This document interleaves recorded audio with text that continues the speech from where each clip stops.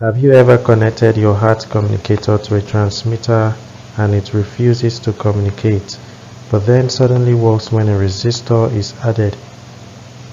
Today I'll explain why 250 ohms is the magic number in HART communication and how this affects transmitter calibration using a decade box. So stay with me on this one because this will save you hours in the field.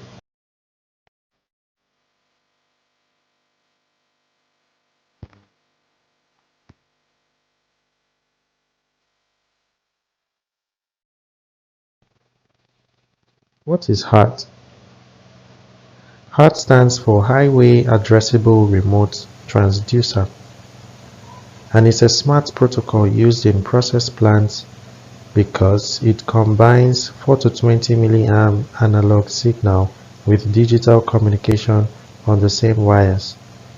And that means you get real-time measurements, configuration, and diagnostics without extra cables.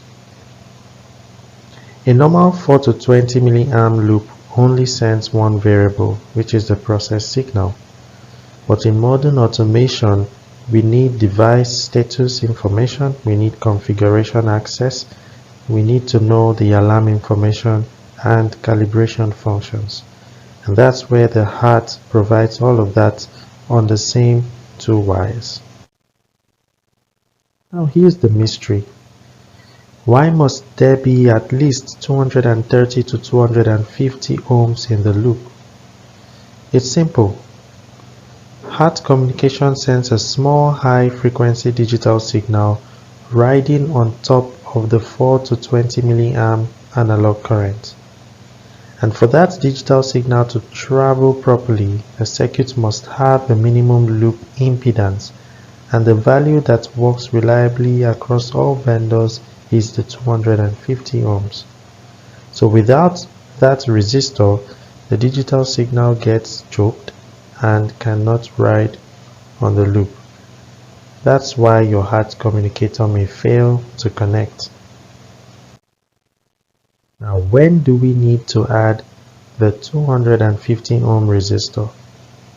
So you must add it when you're calibrating on a bench, when you're working with a standalone transmitter and power supply, when the PLC or DCS does not have a built-in HART resistor.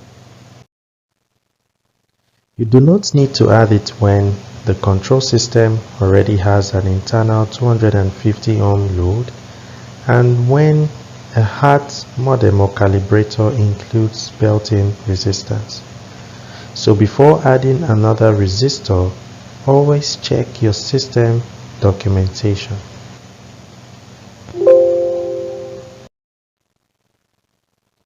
If this video helped you understand HART communication, give it a thumbs up and don't forget to subscribe for more automation tutorials.